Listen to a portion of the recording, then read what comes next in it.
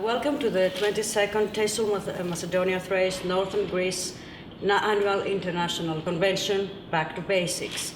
I'm George Apsara, member of the TESOL Macedonia, Thrace, Northern Greece, and here with me I have Marjorie Rosenberg. Thank you for the interview, Marjorie. And we are happy that we have you here with us. Marjorie Rosenberg, what can I say about Marjorie Rosenberg? She is originally from the US. She is a university lecturer, business English trainer, and teacher trainer living in Austria. She has published a number of books and articles in the business English field and on topics of methodology. Marjorie is also active in teaching associations. She was chair of Teachers of English in Austria, coordinator of the TEFL Business English Special English Group, and is now acting vice president of TEFL and will be taking over as president in the annual TEFL conference in April. Good luck. Thank you. Okay. Marjorie, what are your impressions from our convention so far? I find it very lively, warm, welcoming, exciting. Thank you. Excellent variety of presentations from local people as well as people who've come in internationally. Yes. And I have to say, as a speaker, we are so well taken care of. I've never experienced this, so a huge thank you to the organizers. Oh, glad that we, so you're pleased with our welcoming. In your talk, Getting Unstuck, you talked about stretching out of our comfort zone. Would you like to tell us a few things about it? Well, I was asked to talk about the topic in Frankfurt at their conference, and I began to think about what can we do when we feel all we see is a classroom and our students. So I started making notes on the various areas that teachers can expand into.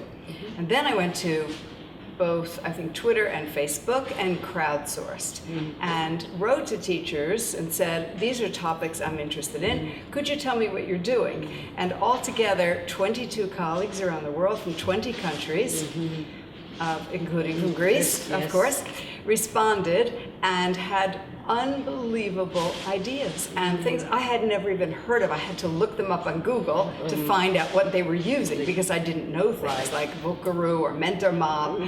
These were new for me. I also looked up some normal words like teaching unplugged to make sure I knew what it meant. And my goal with this plenary talk was to inspire teachers, to show that it is possible to go out there and do something. You were quite inspirational. I just started writing down my timeline of my life. What new things I have done that I didn't realize, haven't realized so far. So do you have any advice for the teachers on how to start using all these wonderful ideas you mentioned? Well, as you mentioned, in your talk. Okay, as I mentioned, I did a timeline myself to see what I had actually done over the years, and I thought this is a good idea. I'm really glad to hear you're doing it. Yes. But what teachers can do is go use the resources. It's also very good for yourself, boost your self-confidence as a teacher, as a person, because you have to feel confident as a teacher first. And when you see written what we have done, what we have achieved, then you say, oh, go on, I'll take another leap. Exactly, and I think it's really important. I mean, the things I showed were very practical. You could use the resources such as Vicky Holland's videos, the 1 minute. Yes, they were videos. great. They're great.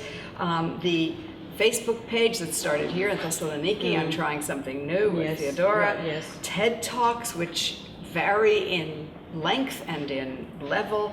The ELT Picks, as everyone knows, one of my favorites. I have taken pictures. ELT Chat, lesson plans from the Disabled Access Friendly website, or write some and send them to them. They'd be thrilled.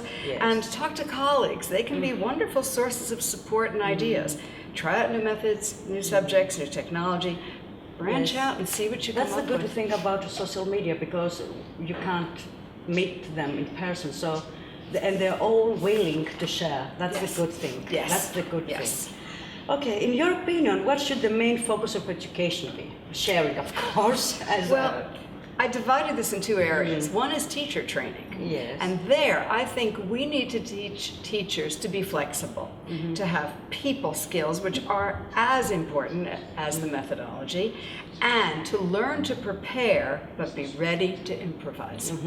Yes. I think that is vital. And then students, I would say to students, take a chance, experiment, find out how you learn best, and find out what you need to meet your needs. If the teacher isn't doing it, either talk to the teacher or discover something outside the classroom that you can do. Okay, and one more question. What would you like to wish to the members of our association, so to close our interview? I'd say keep doing what you're doing. If you're here, you're obviously already using continual professional development.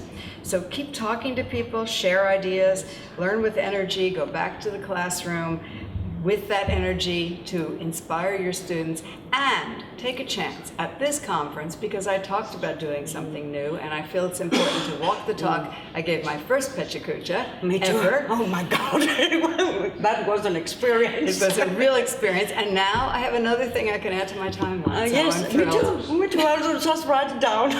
Okay, thank you so much for the interview, and we are so happy that you are with us. Well, I'm thrilled to be here. Okay. Thank you. Bye-bye.